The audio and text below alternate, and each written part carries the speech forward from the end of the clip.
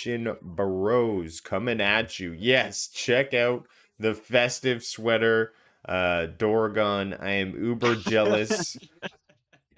Like we said backstage, you even got the ponies with the crowns, how they should I be do. Got the rocking. reindeers, got all four Yeah. symbols.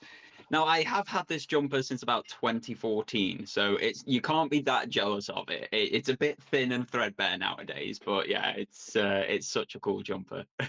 Those It's are the December, it's best got to be worn. ones.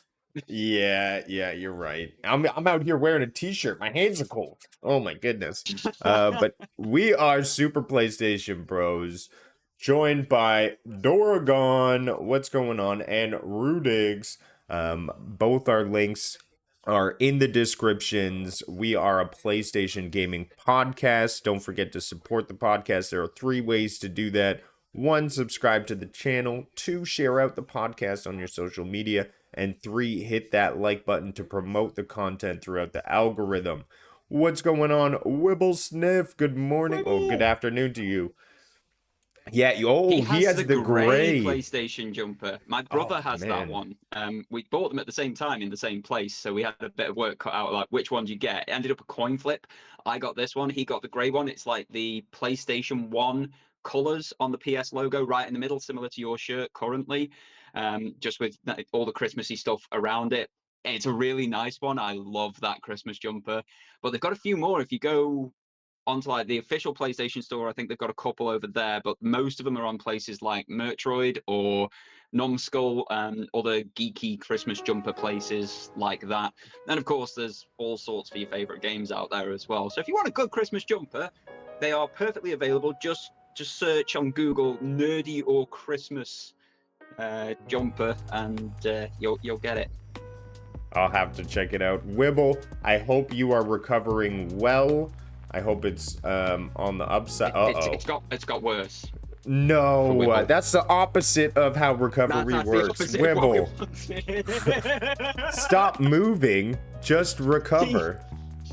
He went back to the hospital this last weekend, and they were like, "Oh, yeah, we miscounted. It's 3 ribs you've broken, not 2." Oh man. So he's now off work indefinitely until he's healed.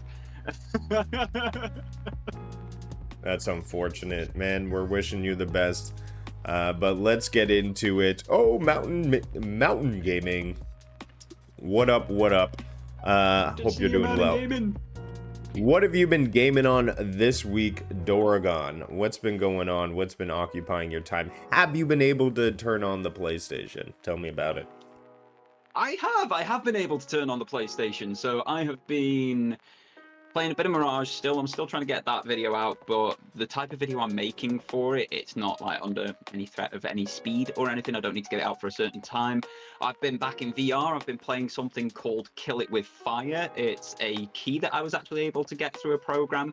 So I'm looking to make a review and some content upon that one. It's basically you're in a house and there's spiders and you've got a flamethrower and you have to take the spiders out. It is ridiculous. There's no story. There's no point to it. It's just stupid fun, and it's great. I absolutely love it. I picked up the TV in the living room and just smacked these spiders.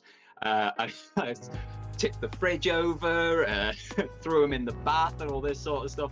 Great, stupid, fun game. Absolutely loving that one so far. So I've been doing a little bit in that. I have bought Among Us in VR. I'm looking very forward to getting into that one. I've also been playing quite a lot of Gran Turismo 7. That has grasped me like I haven't been grasped by the Gran Turismo series since number 2, way back on the PlayStation 1. So I am neck deep in that game at the moment, loving every single second of it. And again, that can be VR, it can be flat screen, it works on the Portal. It's a very versatile game, that particular one for me. So I've been mixing and matching. I've been all over the show this week. Now, I don't think you've been so much all over the show, have you? Well, I have been deep into No Man's Sky. If you've seen my threads post, they've just been No Man's Sky after No Man's Sky. If you look at my Discord, that's what I love to throw on right now. It's an absolute entire galaxy of hidden treasures and amazing exploration. However, yesterday I did everything. I ascended. I crossed off all of the side missions. I have the alliances with everyone with my standings. Good morning, David Wilson. What's up? What's up? I have a fleet full of freighters running ships or missions for me, over $50 million, multiple spaceships. I'm done. I'm done. I took my final picture in photo mode. There was one where I was riding a giant one-eyed monster. That was hilarious.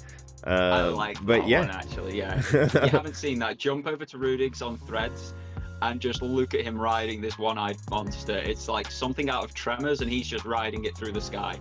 It's brilliant. That's the thing. You can train any monster you see, or any being, and then you can even ride them throughout the world. It's amazing. The game has no limitations. It's incredible what they've done there. I'm waiting for the next update because it seems like they're just going to keep bringing more and more. Yeah. And so Well, I 7 look years forward in, to it. they haven't stopped. I don't see them stopping anytime soon. But you absolutely munched through 7 years of content in 3 weeks. Yeah, that was a little bit much. I had an absolute field day. That's kind of how I felt when I got into Destiny 2 very late in the game. I was like, oh my gosh, I gotta go get the Xenophage and do that mission. I gotta go over and do the Whisper of the Worm and get that sniper rifle through that. Like, the game was so full of things in those first couple months. It was ridiculous. But that's what you love. You ate that all up a bit quick, but it sounds like it was worth it for you. Yeah, I mean, I enjoyed it, absolutely. No Man's Sky will be always held in high regards to myself, and you know, I'm looking forward. If anyone is a No Man's Sky fan, hit me up. I'd be happy to jump into the world, help you wherever you are. It'll always be downloaded on my PS5 for sure. But after I finished that yesterday, you'll like this. Started up Final Fantasy 16. Boom. Oh my gosh. And just the action. I was having so much fun in the combat. The dodges, having my dog there. What's his name? Torgal. Torgal. Starts with a T. He's absolutely the Lady Thunder with her smoke pipe. Oh my goodness. That was a great scene. So I'm just opening up the beginning, having a lot of fun there. Callie Drew Boss, thanks for coming on by. Kelly, it gets big. I'm sure it does. Big, it gets intense. It's probably the highest Final Fantasy out there in terms of what I view fantasy as. Coming at it from a Tolkien fan perspective, it hits all the right notes. And mechanically, it is ultrasound. Didn't hit a single bug throughout it. Like, I loved Final Fantasy 16 this year. It's one of my favorite game experiences of 2023, and I hope it holds up for you as well. Yeah, so far I'm really enjoying what they've done with combat. It's really exciting and dynamic. But let's get into what's going on in the news cycle this week. We have our first story here. Everyone, I'm sure, has been hearing all of this news throughout the interwaves, and that is the ownership of digital versus physical. I know Dorgon is a huge proponent of the physical, and I like to preach digital. So we're on both sides of the spectrum here. How's digital looking for you this week? Well, I have an argument for this. Which I have researched. So we'll line this up. What we're hearing here, and I'll let you jump into what we're hearing here, right? With the discovery and what's happening with people's purchases. And then I'll give you my perspective on it, because it's the digital friendly one. Yeah. So there's been two things that have hit PlayStation specifically this past week, which do sort of put a bit of a nail in the coffin for digital purchases, or at least digital only purchases. And that whole situation is the Discovery channel. As part of PlayStation Video, you could buy content and view it on PlayStation, view it on your mobile phone, view it on your PC, whatever the case may be. You purchased this, you paid a premium price, same price as you would pay on, say, iTunes or whatever it is over on the Apple side of things now, whatever you pay on the Google Play Store, whatever you'd pay through Amazon to own this digitally and watch it whenever without a subscription fee, you would buy these programs from the Discovery Channel to watch through PlayStation Video. And what has happened this last week is that the licensing agreement between Sony and Discovery has ended.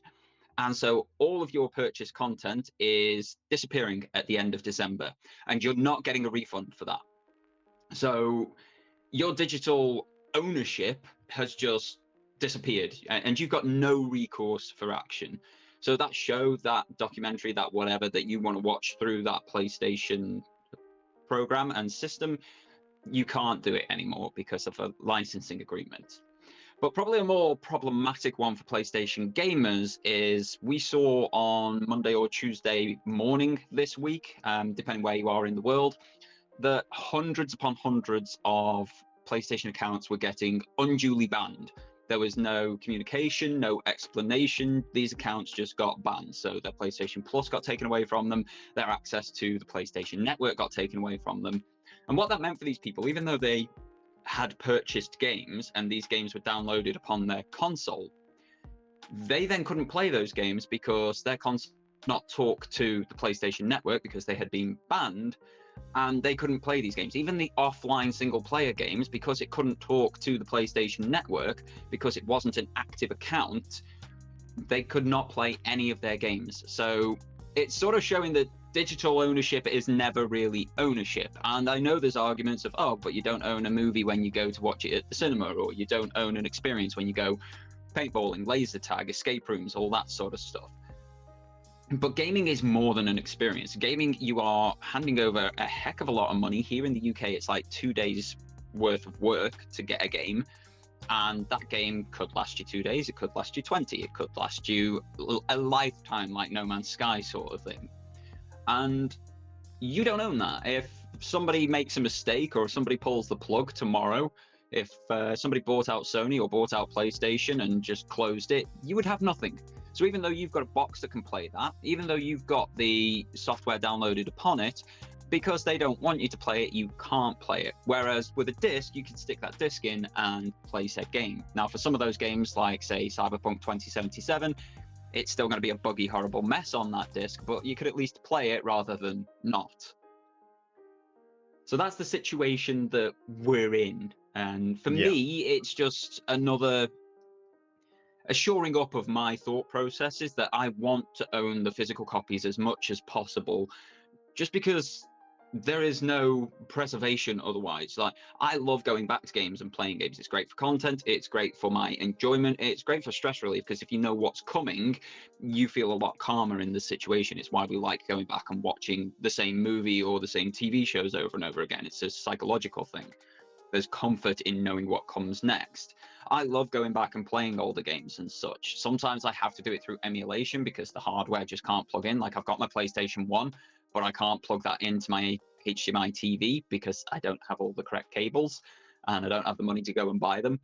But a lot of the time where it's just there, you've got all the means to do so, and you're being blocked by something ridiculous. It's like, well, why is digital better? What's the point in digital if there's this many hurdles to clear to actually just play a game, or it can just be taken off me at any point? It's a very interesting conversation that this week with PlayStation has opened up.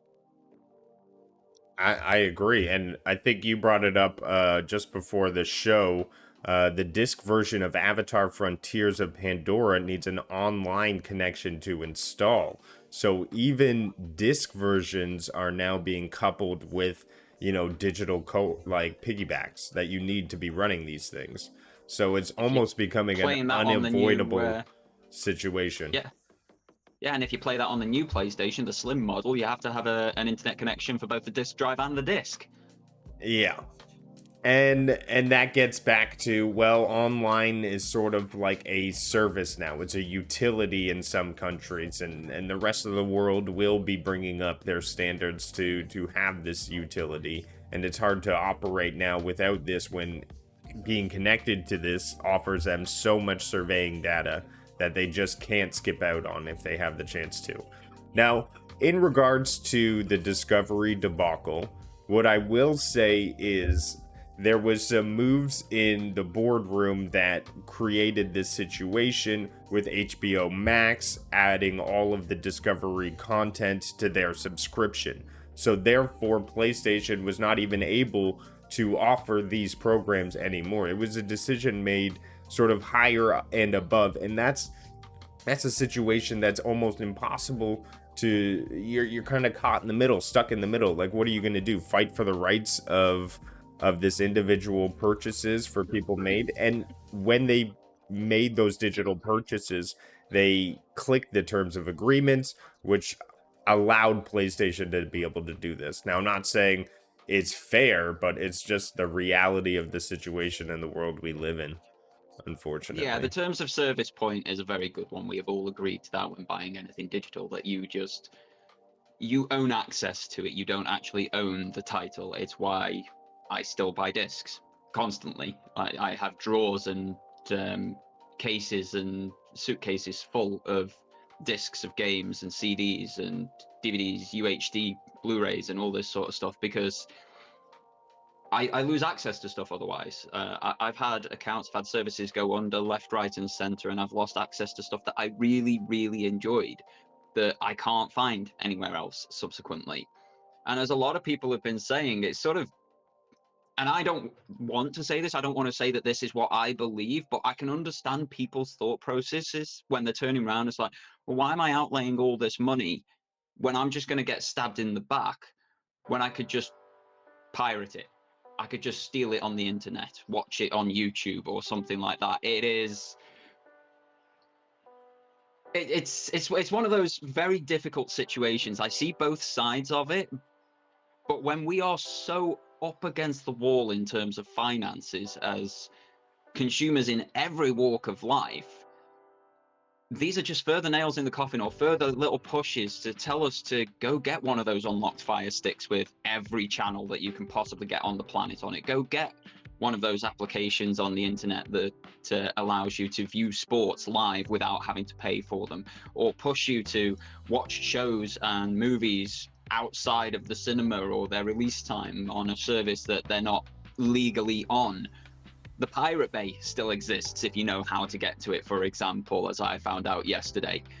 And when you are putting these barriers in front of people, in front of a paying customer, like, customers want the path of least resistance. We've said this before. We said this when the price rise came for PlayStation Plus Premium and such. People will go the path of least resistance. And if the resistance for the legal route is getting bigger and bigger and bigger, which it really is, especially with all of these different subscriptions, all of these terms of service, all of these things going under, as Wibblesniff says, I do like to predict, and quite rightly predict, services going under. Piracy just seems reasonable to a lot of people, or at least cost effective. Cost effective for sure. But you know, we on the show don't promote piracy. No, I understand it. I do not promote it. It is an option available that is hard to ignore. But hey, this is the world we live in. We're in a transitioning time. I think inevitably we're going to be moving towards digital.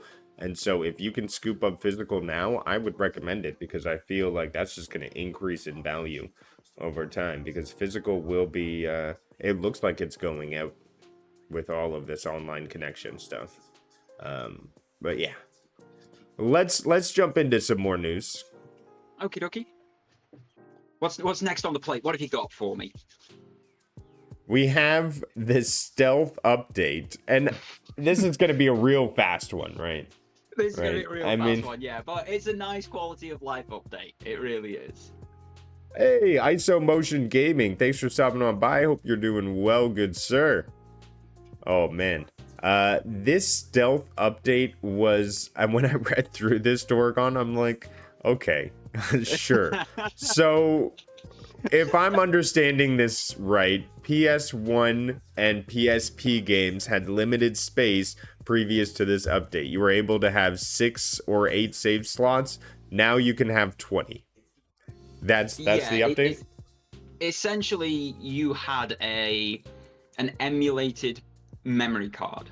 I don't know if you were around or playing PlayStation 1 during that era. You might have been on N64, you might Yes, have been I on had Mega Drive, whatever the case may PS1. be.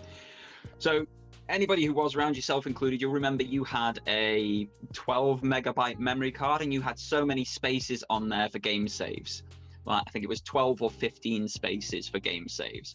And essentially that's what's happening with these classics on the PlayStation Plus Premium subscription. You have got an emulated memory card that is the same size as it was on PlayStation 1.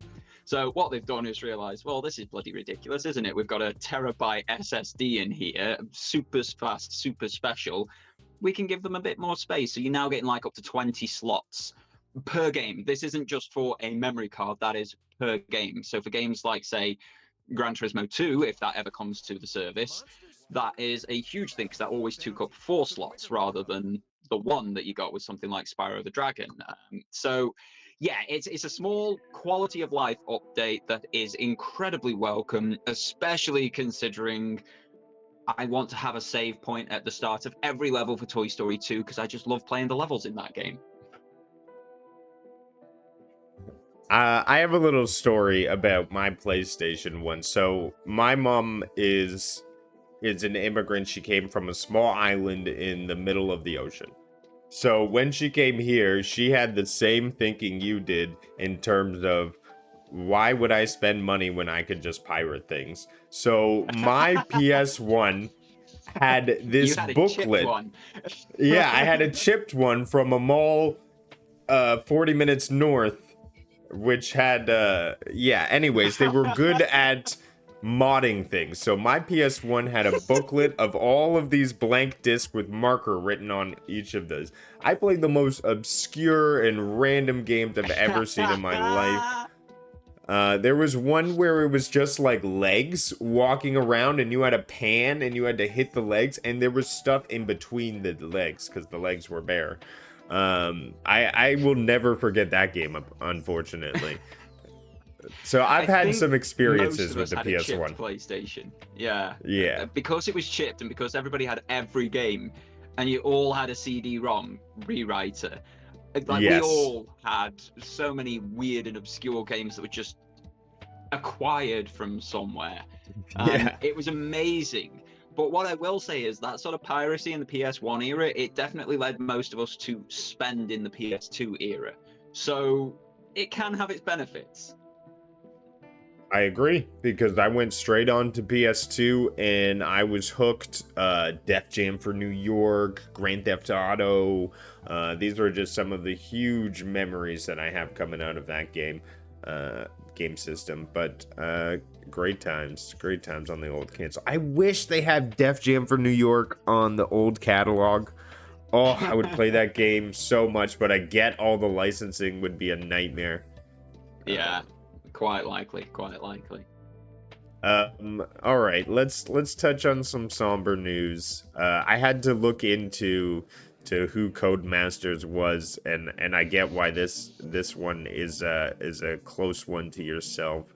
Did you want to talk about what's going on with Codemasters? So Codemasters are a British company. I have worked with at least 5 people who now work at Codemasters. They started at the company that Wibble and I work at in the same office that we work in. They were incredibly good workers, but more importantly, incredibly sound people. They were just nice, they were good at what they did, and they were passionate about making games. And all of these guys went off to Codemasters. They were so excited. I know Wibble and I were excited for them as well because we play games and we both like racing games, and Codemasters are the kings of racing games. As Wibblesniff says, they did Colin McRae Rally. They have just done that new WRC Rally. They do the F1 annual games. They do the Dirt Rally games. They do Project Cars. All of these amazing racing things. The VR arcade near me runs Project Cars on all of their sim rigs. So all this amazing feedback, these chairs that are kicking and giving you your G-forces, the fans that are blowing in your face whilst you're in a VR helmet. It's all run on Codemasters software. They are amazing at what they do when it comes to racing games, racing sims, arcade races. Absolutely phenomenal. But they got bought out by EA either at the start of this year or tail end of last year, and EA have just gutted the studio completely in further layoffs through the course of 2023. We have just seen one of the most stable, best companies out there hit incredibly hard with layoffs, and some of their best people have been laid off as well. So you can expect a downturn in quality just because there aren't as many people there and there isn't as much knowledge there in future releases from Codemasters, which is just such a sorry thing to hear. Yeah, it's a somber note for sure. And we're all wishing the best on our end here for you, for anyone affected by this. But thanks for bringing it up. It's good to talk about it because it feels like an injustice, and you hate to see it. You hate to see When it. you consider before December, there was 6,000 job losses across the video game industry through the course of 2023 alone. We've now had Codemasters added to that. We've had further cuts at EA and Ubisoft, and we've also had nearly 1,000 jobs go somewhere else. I can't remember where it was, but we're now well over 7,000 jobs lost in the video game industry. When you consider that the two of the best teams in the industry currently are Naughty Dog and Insomniac Games, they only account for about 700 employees. How many complete development studios have been lost in these layoffs? That's only going to be a bad thing for us gamers moving forward. It means less games, less high quality games, and longer waits between games because the amazingly talented people who make them aren't there anymore. It doesn't shouldn't be make sense happening when they're because all announcing massive profits. exactly, because games are boasting that they're bigger than sports and all entertainment forms combined. Like, and then what? We're laying off in the masses. It doesn't compute. I don't know what's happening. Maybe there's a massive reshuffle happening with AI coming in. To be honest, I feel like the best thing we can do for cost efficiency is replace CEOs with AI, because they're the ones 100%. really draining the budgets. They're draining the budgets and they're not very good at their jobs. Yeah. But yeah, let's move on, because I want to give respect, because I know these people are close to you, but at the same time, I don't know how to sit in somberness for too long on the podcast. Move on. We've covered it. We've said our piece, and that's what matters. Those bits need to be heard. We need to put that out in the world, but we can then move on and talk about other stuff. So, Consumer Protection Agency of Germany has issued a warning to Sony.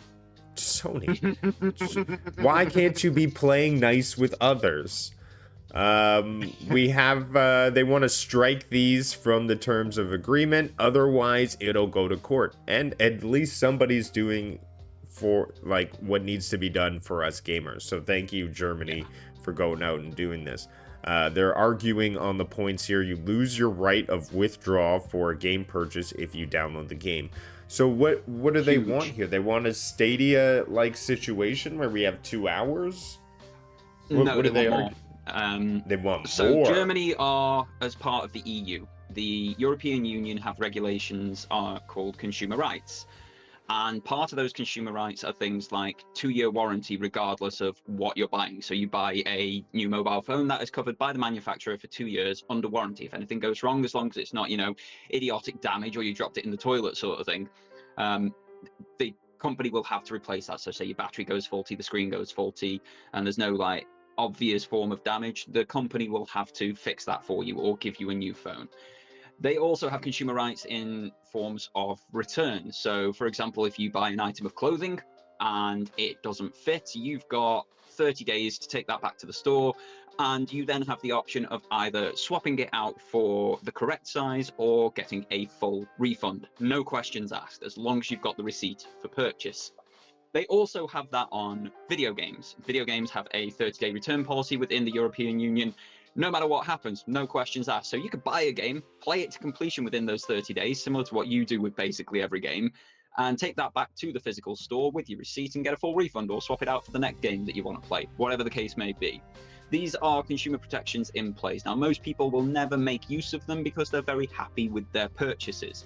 But for those rare occasions where you're not, or something goes wrong, you're protected as a consumer. The power is not laying with the guys who make this and can screw you over left, right, and center whilst making massive profits.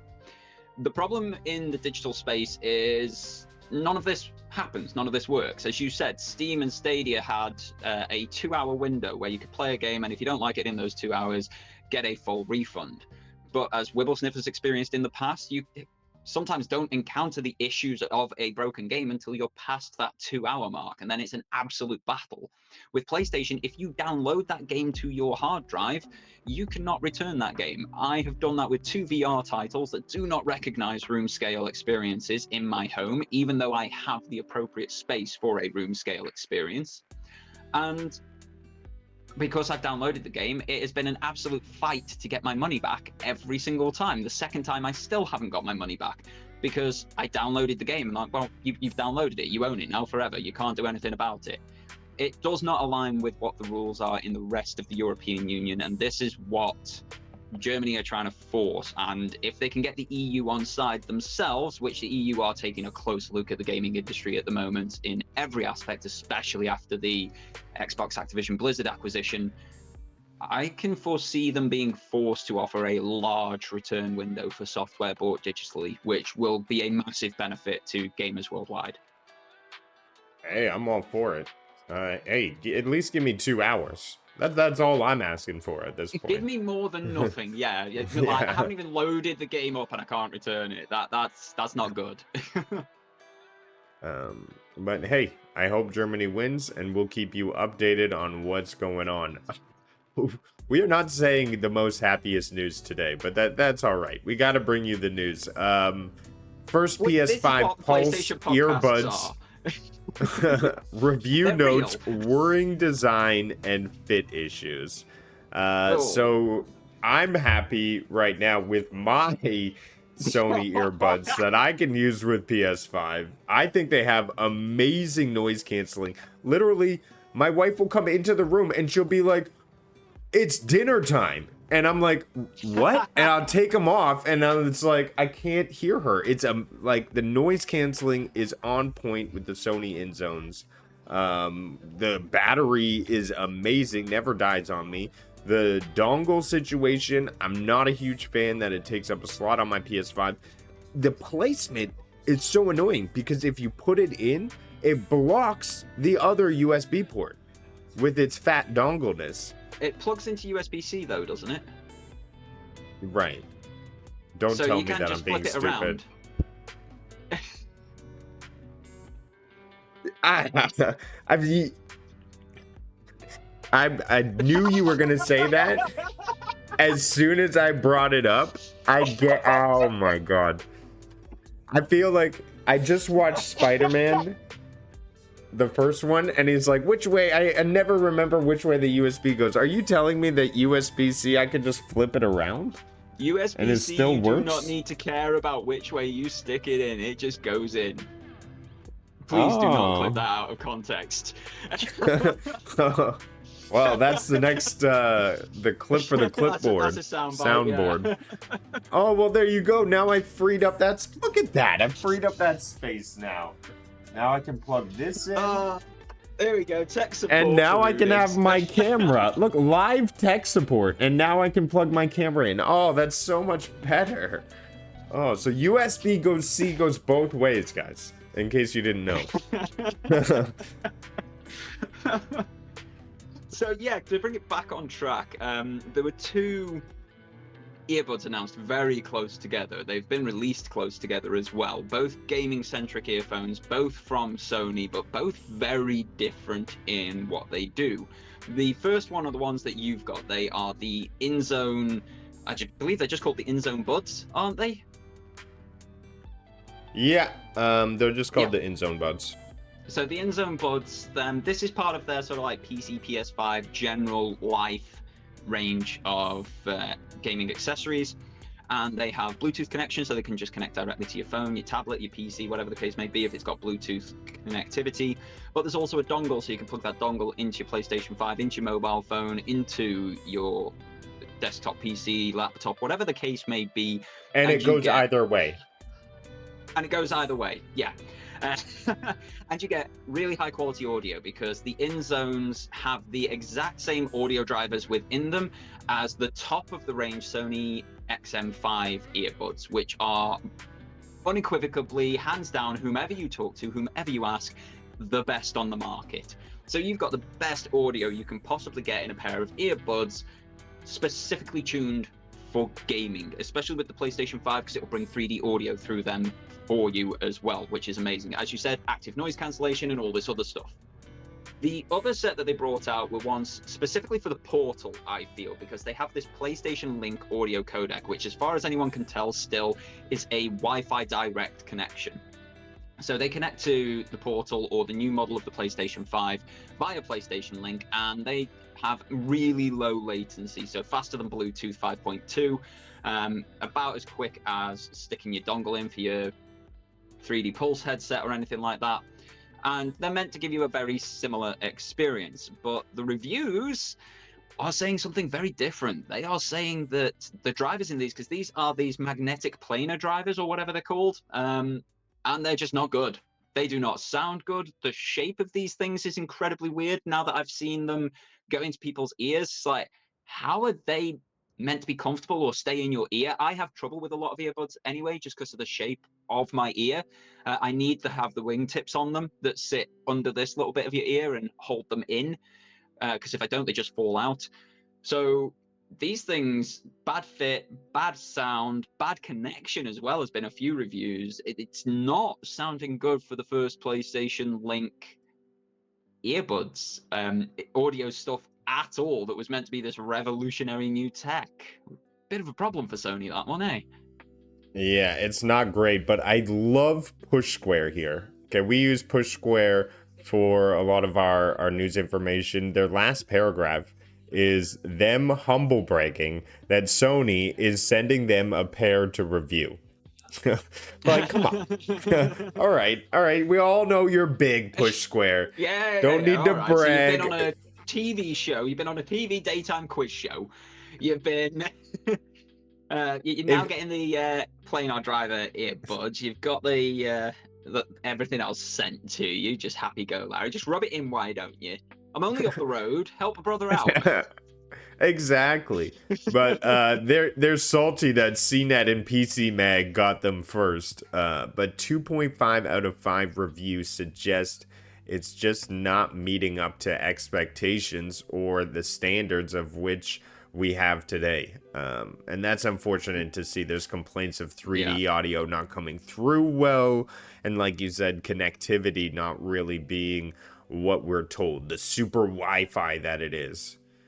Yeah. I think the upshot from this is save yourself £20 or €30 if you're this neck of the woods, and buy the in zones which sound better, connect better, and just generally are better. It seems like done deal, that one. Yeah, absolutely. And I saw they recently went on sale. Damn it. But still good. Still good. This news. You keep buying things just before they go on sale. InZone never goes on sale, and then they did. All right, I'm not happy about it. Even okay, but you know how much they put down their screen? $100, and I'm like, oh my gosh, that's not enough for me. And it's just a ridiculous expense to get that InZone screen. Maybe one day. One day when you've won the lottery or something, yeah. Yeah. PS Plus Essential Games. This news came out literally half an hour, 15 minutes, I think, after we ended the show, as per usual. After last week's show. Yeah. Lego Sounds 2K right. Drive, Power Wash Simulator, as well as Sable. I know you went and downloaded 2K and Sable. So I will be jumping in as well. I got to download. I went to go download and it said content not available. So I'm hoping as of today it'll be there and available for me. It's cool. Just Sony forgetting that Canada exists. That's all. Yeah. Thanks. There's a lot of DLC with Power Wash Simulator that is fun. Final Fantasy VII. I heard there was some Back to the Future stuff you can wash, There's a and then couple that are free as well. So Lara Croft's oh, Mansion is free, and I think it might be Back to the Future or something similar. There's 2 at least free DLC packs for it. So once you've claimed it, claim those DLC packs as well. I've got all 3 downloaded. I will be playing all 3. Sable is getting rave reviews. It's meant to be really good. Lego 2K, it's a 2023 game. It's a fantastically fun racer, because remember when you were a kid and you made a car and then you crashed it in Lego to see it explode? That happens in game. It's great. I love it. epic. I'm looking forward to it. I heard it did well, and I'd like to get back into a kart racer and just have some fun. I look forward to it. So check out the games this month, and then yeah, hopefully we will not miss news 15 minutes after the show ends again. Oh, it's always going to be 15 minutes after the show. Even today, 15 minutes after we end, there'll be some big news from PlayStation. I can almost guarantee it. Yeah. 3 weeks out of 4 it happens. The Last of Us Part 2 remastered, exploring the roguelike survival mode. So this was really neat to see. I watched. What does it want me to do? Sign in? Oh my goodness. Oh my goodness. All of this complication. Don't go signing in whilst you're No, online. I'm not gonna enter my PIN. Let's do this. See if it'll play. Sorry, we could not access the content. Rude. You're just amazing. So we have The Last of Us. A video playing. Oh no, I'm gonna win. The Last of Us Part 2 remastered. So this is a roguelike edition. It allows you to go through various sections of the map. They sort of put the game and divided it into sections, allowed you to be multiple characters. I'm not sure if there was co-op in the roguelike. I didn't see that. No. No. I read an interview with the roguelike director. It is completely decoupled from the main game in terms of narrative. Right. It's still got the same sort of gameplay, but what they've done is take specific characters and give them a sort of speciality. So you can play as Lev in this, who is one of the Seraphites, the guy with the bow. And Lev is more of a stealth character because of the bow and arrow play, because it's silent, you can hide, you can pull the trigger. But if you go in with Abby, she is built for close quarters, fast-paced melee combat. So you can go charging through, just hack people to pieces, hack clickers and what have you to pieces. It seems like some of the biggest bosses, so the Rat King is in there as one of the bosses. So that horrific fight that you had in the base of the hospital as Abby, you're going to face that in random locations as part of this roguelike mode.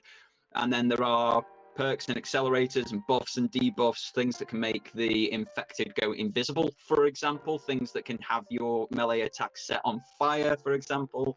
It's offering a new way to play. There's a lot of people who have played The Last of Us Part 2 for hundreds or even thousands of hours, and they have done everything that this game has to offer. Every encounter has been done in every single way that it can possibly be done, and so they wanted to offer a new way to play the game and have different combat encounters. And because this is procedurally generated, so you've got your 10 levels that you're going to have to go through. It pulls from about 20 levels of stock, and then it puts different factions in there, different bosses in there, and all this sort of stuff. And if you get to the end, you get permanent buffs that can take you forward and increase your power on future runs. It looks like a really good roguelike model. It feels a little bit like Hades almost, just not quite as artistically stylized and based in mythology.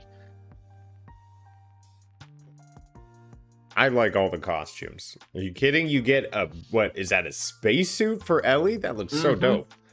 And then Abby, she looked like a punk rocker with the flamethrower. I look forward to it. Yeah, there's some good costumes. There it some is. Good content coming here. And all of this for £10 or €10 or $10 or 10 of whatever currency you're in. I don't think it's going to be 10 Swedish krona somehow because exchange rates, but anything that's close to 1-to-1, it's 10 of your currency. What's going on, Bulls for life? Thanks for stopping on by. Bulls. All right, let's get into something a bit more cutesy. We have Born of Bread, home-cooked turn-based RPG rises December 5th.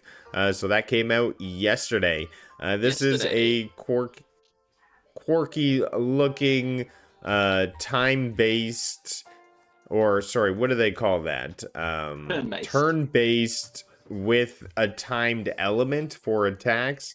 It's kind of like a point and click with platforming elements. Really a game for the kids in my mind. The main character screams David Wilson though, from my perspective. Look at this guy. Look at this guy. Have you said that about games though, that this is a game for kids and then really enjoyed it yourself?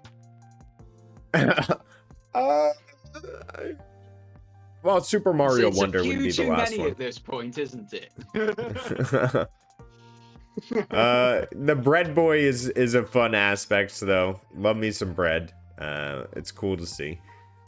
If you're into that stuff, hey, it was released yesterday, so give it a check out. Cute. Give it a go, yeah, why not? As long as it's not like overly expensive and you're not going to break the bank before Christmas or Hanukkah or Saturnalia or whatever you celebrate at this time of year.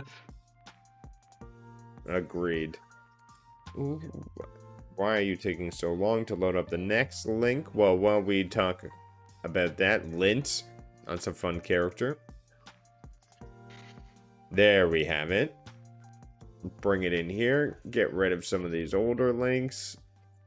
Back to PlayStation. So, unravel the game loop of Pacific Drive. Now, this game, when I watched the preview, I was blown away. How cool is this one? Have you heard of this one? Pacific Drive? It's the one where you're playing as a car, isn't it? And you're in a haunted woods or something along those lines. It was announced. Are you playing as a car the whole time? I thought that was just kind of playing as a car the whole time. That was my understanding of it from what we've seen in previous showcases and stuff. It was announced, I want to say 2021, this was announced a long time ago. And it didn't over-enamor me with the first view and all subsequent views. I think it would be fun if I could pick it up as part of the PlayStation Plus subscription and they get their payday that way. But I don't think it's something that I can personally go and... That said, there's going to be a huge demographic who find a lot to like about this game, from the characterization to the gameplay to the atmosphere. I think there's going to be a lot of people that are going to really like this title. But you can see the player as I'm watching this preview here. It goes to first-person shooter mode. He seems to have a weapon outside the car. Yeah, so that's a positive side for you personally. Yeah, if I want to leave the car. I understood the game to be. Yeah, as he's going outside, it seems it may be used to repair the car, but it's just this really eerie world. It looks very unique, very novel. It's these weird flying monsters, but it does seem, now that you say it, based all around the car. This yeah, old I think station the car is wagon. one of the main characters. Yeah, mostly because it's your route to freedom. It's what would be the case in the real world. And then you've got to upgrade it and change it, add weaponry to it, like sleeping quarters and all that sort of stuff. There's a lot of different elements of lots of different games in this, and I do think, as I say, it would be a great time. And it's one of those I want to get my hands on and try before I pass judgment, but I can't do that with the current, consumer setup on the digital side of things. So fingers crossed there's a physical release for it. Absolutely. Cool. Let's get into the next game we got going on. I can't believe you said, now I see it. The first time I watched this, I was like, there's no way you're playing as the car.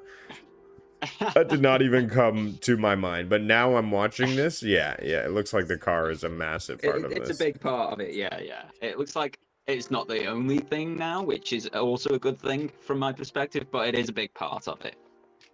Not to mention the game's called Pacific Drive.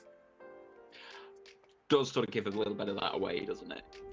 Literally has the word drive in the name. Okay, well, let's look into the first gameplay details of new Penny's Big Breakaway Boss. So this, again, we're going cutesy, right?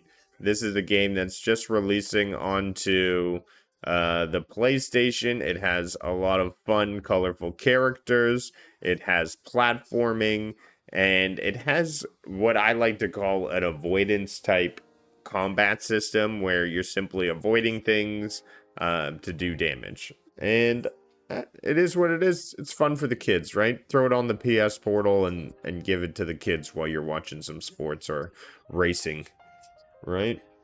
Nah, this will be a speedrunner's paradise. This will.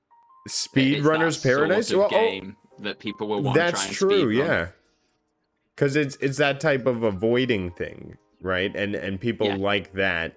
Yeah, it's that avoidance type. Learn your mechanics, learn your skips, all that sort of stuff. I think like there's going to be a lot of speedrunners going for this one. It might not have a long life in the sun, but it'll have a positive life in the sun. At least I hope so. Like, we need more variation in games, and this one is a great variation in the current landscape of grey shooters and Souls likes. So yeah, like this should be good. Well, it's cool to see a lot of variety in games coming out. So lots to select from on the PlayStation. And let me play this one. Oh, I guess this is a child's game. So, or not rated for mature. Every time you say this. And it's a good one. Okay, I get it. It's rated for everyone. That's what I'm gonna say. This part does look cool though when I saw it. It's like a little mini game pinball situation. And the Mr. Q, you know, he has a look to him. Not gonna lie, that's pretty gangster. He does have a look. But let's get into something that 300 million people play, and that is Call of Duty Modern Warfare 3.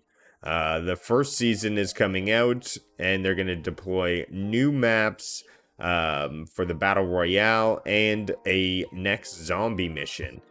So cool to see. If you have not played the zombie mission before, what they've done is they've taken the DMZ mode and they've added zombies in that DMZ mode. So you have different zones where they increase in difficulty. You still have your pack-a-punch, but the entire zombie setup has completely changed from where they originally set off in back in Medal of Honor or Call of Duty World at War in the early days.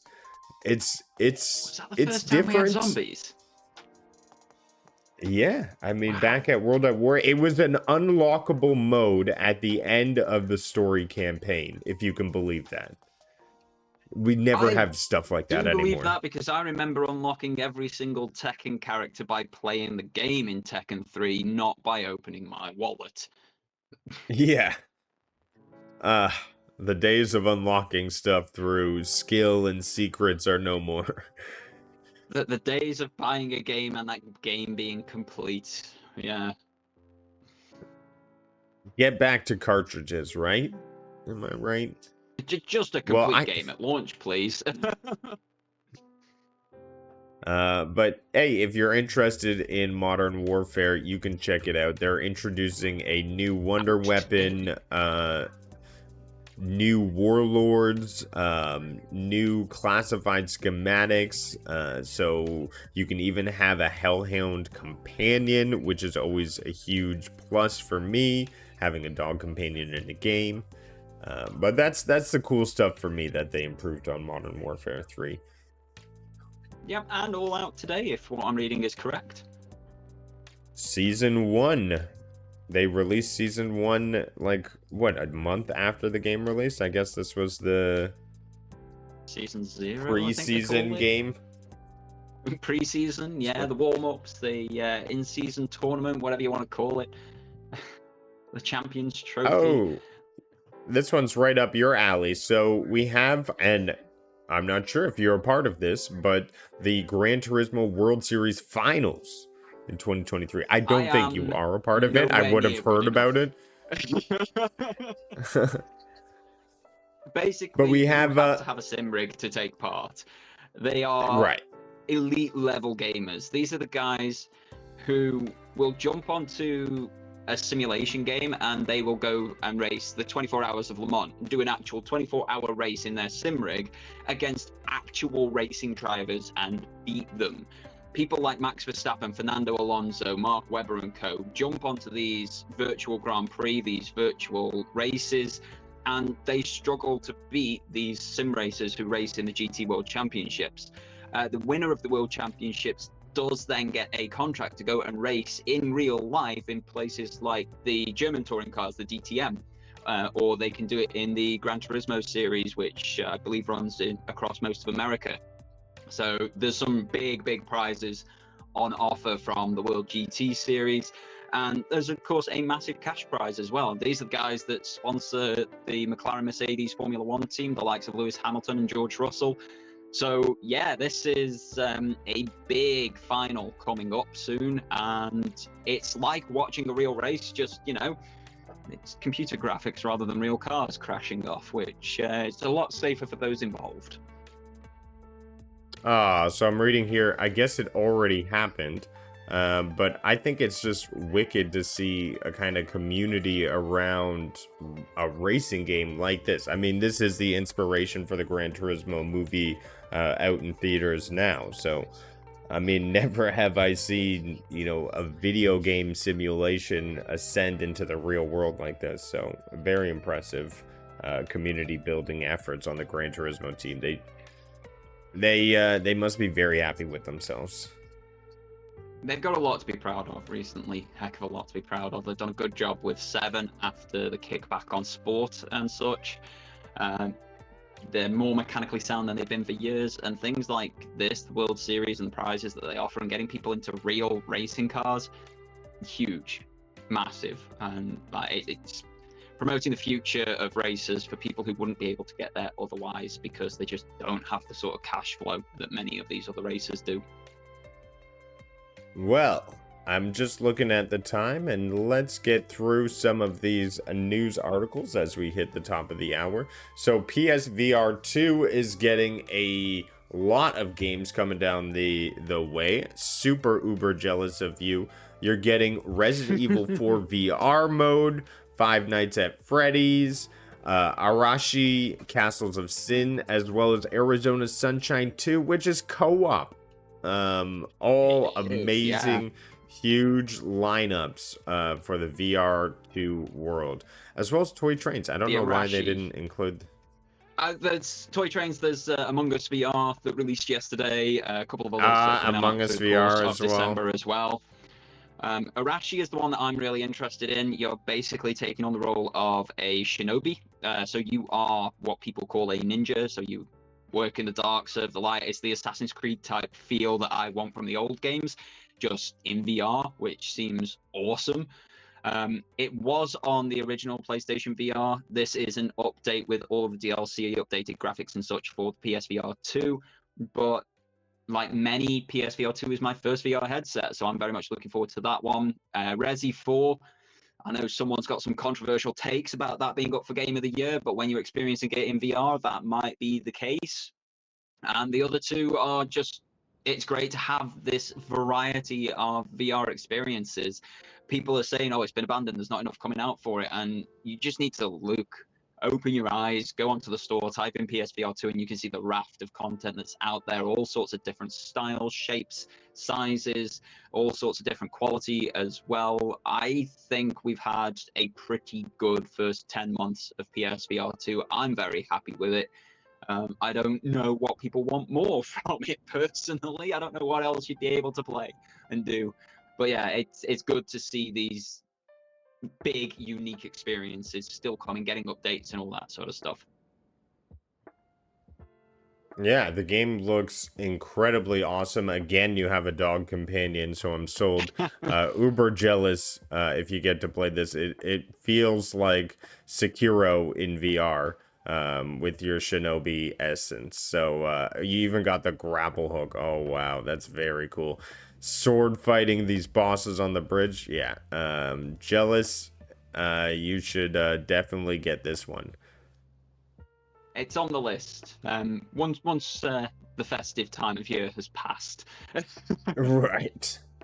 Also, Bulletstorm, which we talked about previously, Border Bots, oh my gosh, as well as they like to promote Call of the Mountain. What is Border Bots? I want to check this out.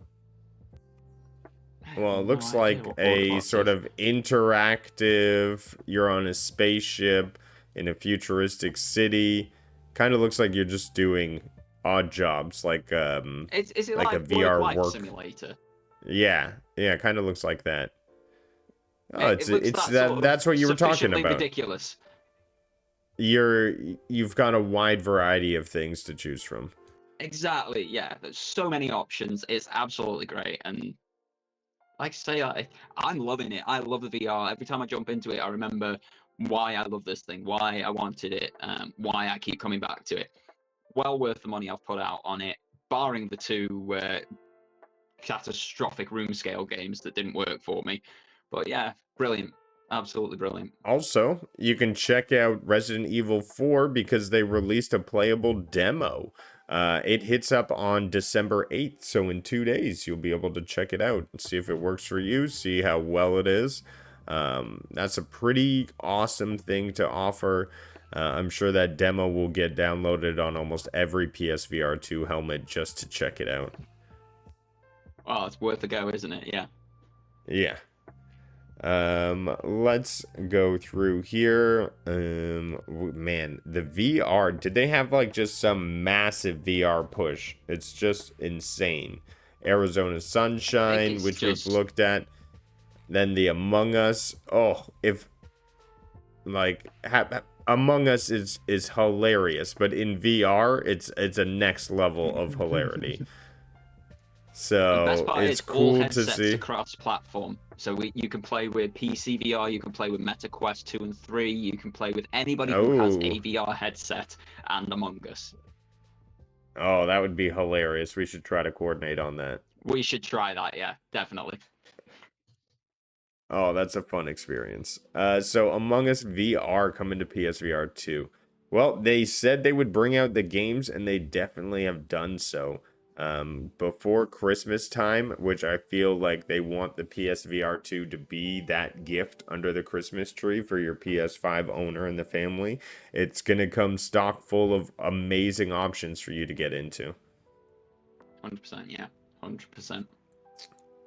All right, let's get into the final bit of news stories that I have here. Make sure I'm not skipping over anything. We have GTA 6 was announced.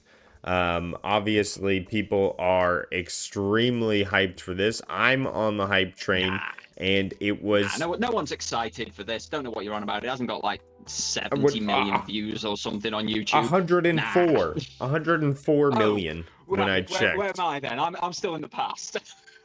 Yeah. GTA 6 confirmed, and this is what people as console owners are saying.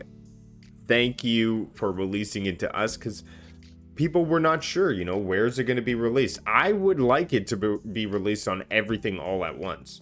Unfortunately, we're getting a console release confirmed, PC not mentioned. So, hey, Neil J, thanks for coming on by.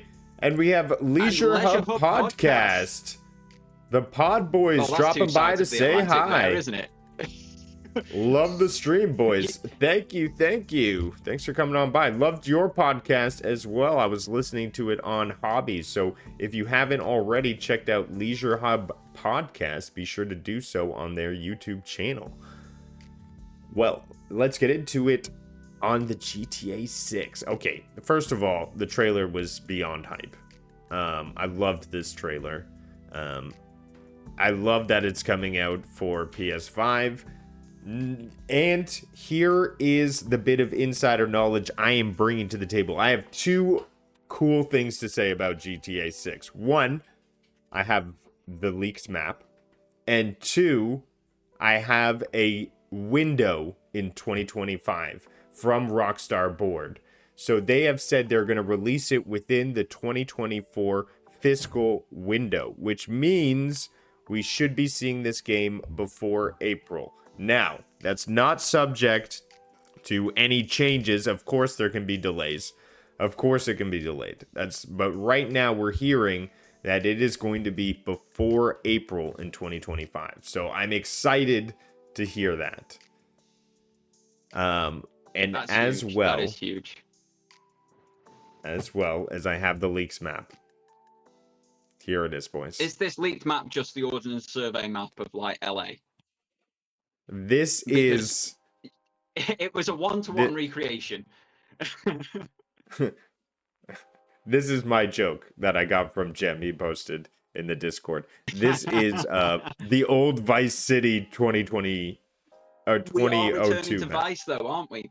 We are returning. Yeah. Vice is going to be part of the map, which I'm actually really looking forward to. I didn't get on with 5. Me and 5 didn't gel. I just felt like I was commuting most of the time, and when I was doing that to get to and from work, I didn't want to do that in a video game thereafter. So I hope they've sort of resolved the commuting feeling a little bit. I know it's going to be big. I know there's going to be all sorts going on. It looks absolutely gorgeous. Every comparison shot I've seen, one that you've posted everywhere, a couple others that I've seen across the internet, it looks better than real life. Real life looks terrible in comparison to GTA 6. I mean, It's some of these ridiculous. It scenes shouldn't are be the case, but it's outlandish. true. Yeah, It's so just it's going to crazy be gorgeous. Incredibly beautiful. But I'm hoping from a gameplay and story perspective that they have some updates, they have some changes, and it speaks to me a little bit more because I missed GTA. The last time I really felt connected to a GTA that I had a lot of fun was San Andreas. I haven't really had that sort of inkling and feeling of wanting to go back with 4 or 5. So fingers crossed 6 brings me back into the fold. Absolutely. And if you're not back in the fold, we'll drag you into it. You're going to be playing this. Touche, Now, touche. I have, hey, Bliss, thanks for coming on by. I hope you're doing well, good sir. I have the part Dorgon may have been like, why is that in the title? Well, I should have thrown this up first, but this is the quote we have here that it came from a Wells Fargo tech conference where an Xbox financial officer, Tim Stewart, said that Microsoft wants to bring Game Pass to all screens, including platforms like PlayStation and Nintendo.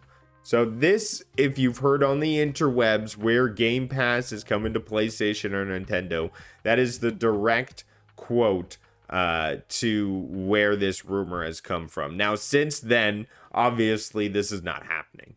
People have said, no, there's no way.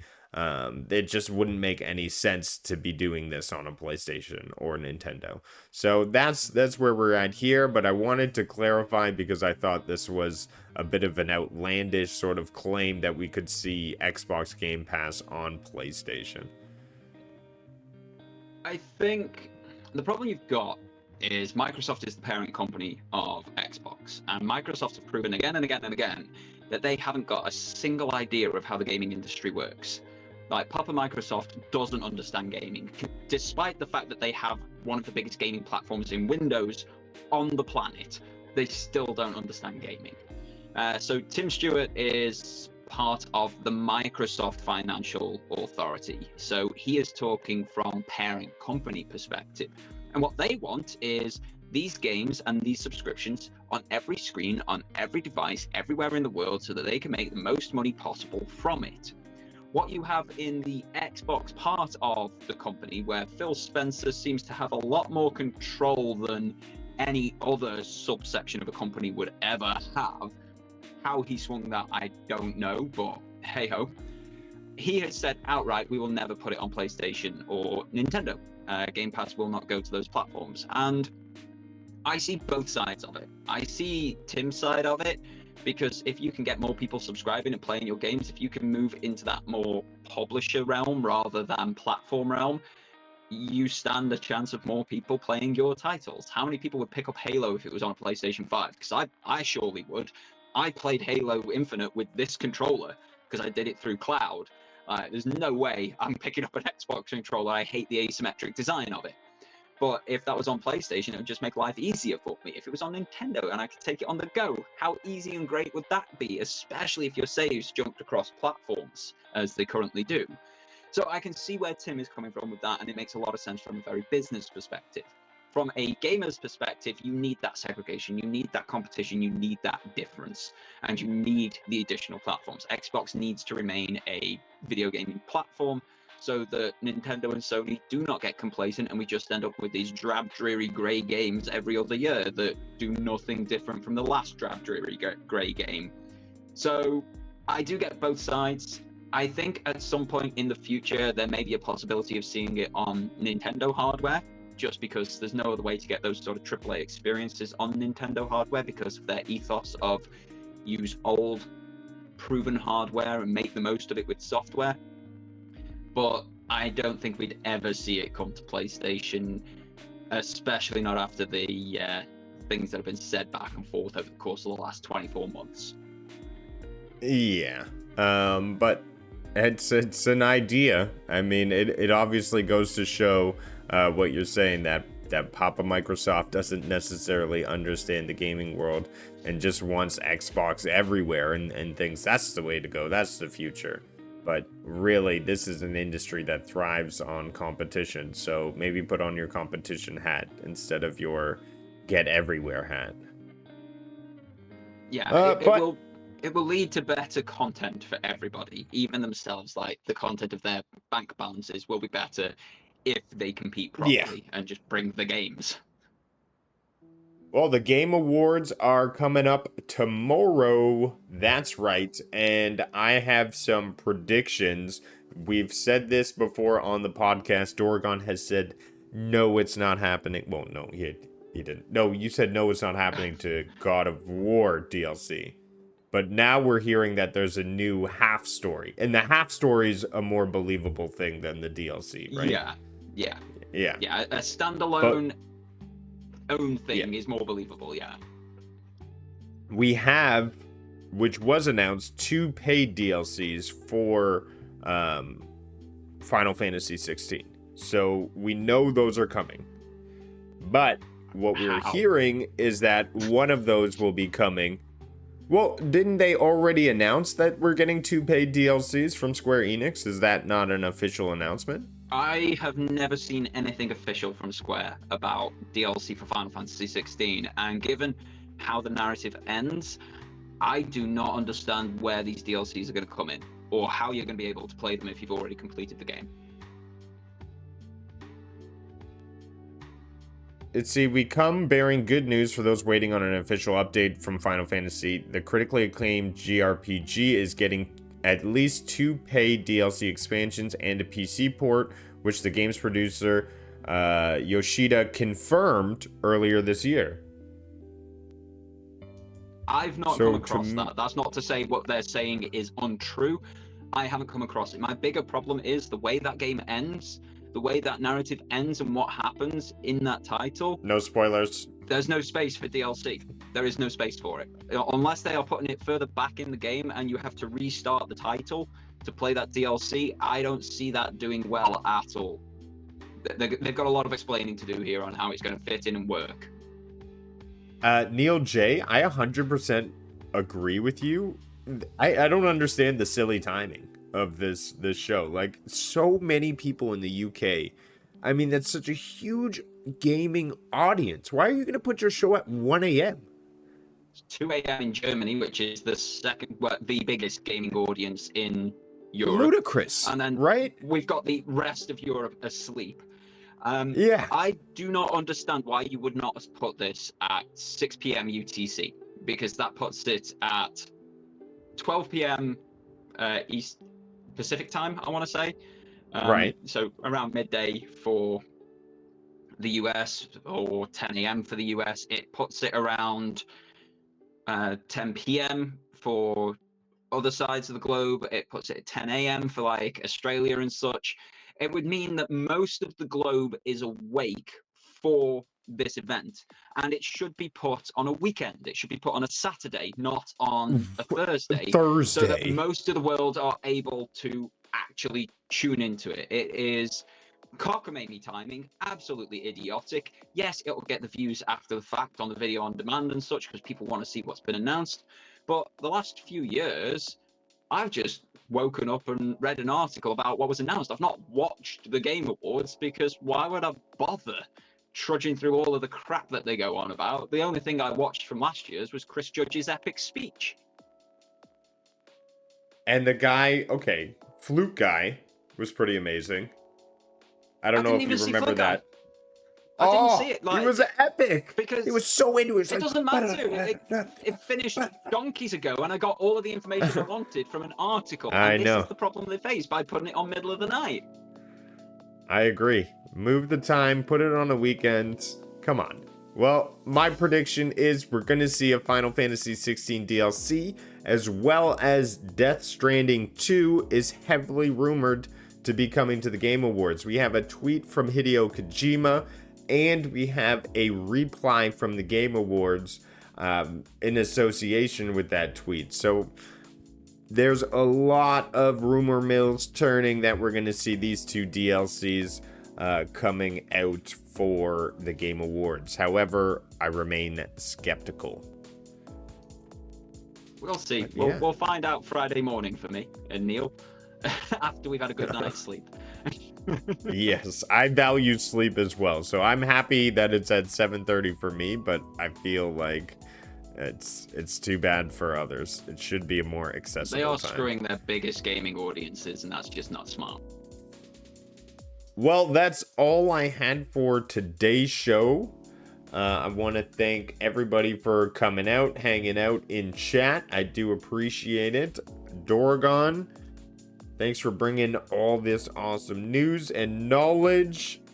And yeah, we are wrapping it up for this week. And the Christmas jumper. Dorgon, what do you got going on your channel? What's happening? What can people tune into?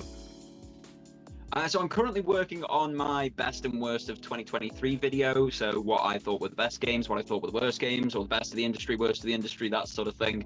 I'm nearly complete on that. I'm on number 2, counting up towards number 1 sort of thing. So we're nearly there. That's nearly complete, and we'll be out hopefully within the next week. Prior to that, I do have my PlayStation Portal in-depth review, which if you haven't watched already, I really would appreciate a watch, a like, and a share. Exactly the same for this, if you would. But hit that like button and definitely hit that share button and copy link. You don't need to paste it anywhere. You don't need to send it anywhere. But just by sharing and copying the link, you're telling YouTube that more people need to watch this, and that is incredibly helpful to us. Rudigs, what have you got going on? Awesome. Well, tonight I'll be gaming with the family on family game night, so be prepared for a bunch of fun in the new Fortnite season, so that'll be fun to look into. And as well as I'll be hosting a watch party for the Game of the Year Awards here on Cloud and Console. So be sure to tune in live. We are official co-streamer of the event. So very fancy. They sent an overlay and all that good stuff. So we will be having a time, and it's an open bar edition. So things may be a bit more out there than they typically are on a usual stream. And if you haven't seen a post from me already, I put out my very first VOD, Resident Evil 4, is it the wrong choice for the game of the year? Watch the video, see if you agree, be sure to contribute in the comments. Yeah, and that's what I got going on my channel. Amazing. Well, thanks everyone for stopping on by. Like Dorgon said, like, subscribe, and comment. And until then, we'll see you next week with the Super PlayStation Bros. Alright, roll those credits.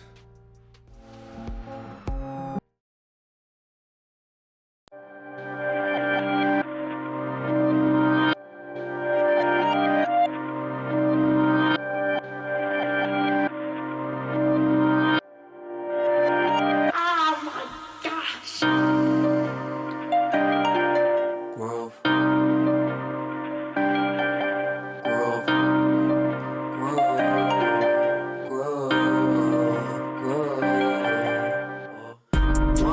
lights are